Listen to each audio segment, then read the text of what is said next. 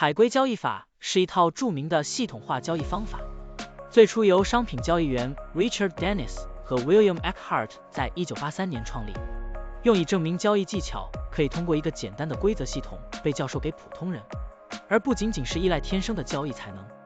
海龟交易系统并不限定于特定的商品或市场，它可以应用于股票、加密货币、期货和外汇等各种市场。现在，我们就设定一些参数，让 Stocktunning AI 帮我们生成程序，对 Cardano ADUSD 进行回测计算。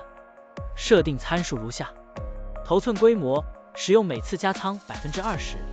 入市信号，当市场价格高于过去20日的最高价时，视为买入信号；反之，低于20天最低价时为卖出信号。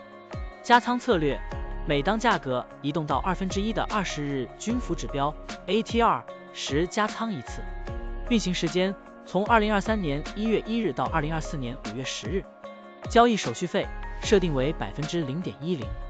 好了，按照上面的设定，视频下方就是持仓的情况，蓝色为股票仓位，黄色为现金仓位。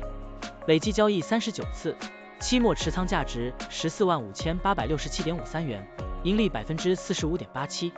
相比持仓不动，多盈利负 33.60%。如果你希望使用更长期的信号，可以把参数修改为跟踪55天最高价突破时建仓，其他参数也按照55天周期来设置，这样就可以得到新的回测结果。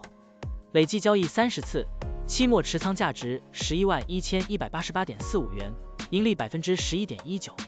相比持仓不动，多盈利负 68.28%。股票的波动特性不一样，盈利效果就不同，参数设定不同，盈利效果也会不同。怎样找到最优的组合呢？请评论区留言，让 Stocktunning AI 来帮助你。股票调优 AI， 利用 AI 技术赋能您的股票选择与操作。本站内容不构成对任何人的投资建议，您应当基于自己的独立判断做出决策。扫描二维码获取文字稿，欢迎点赞、评论、转发。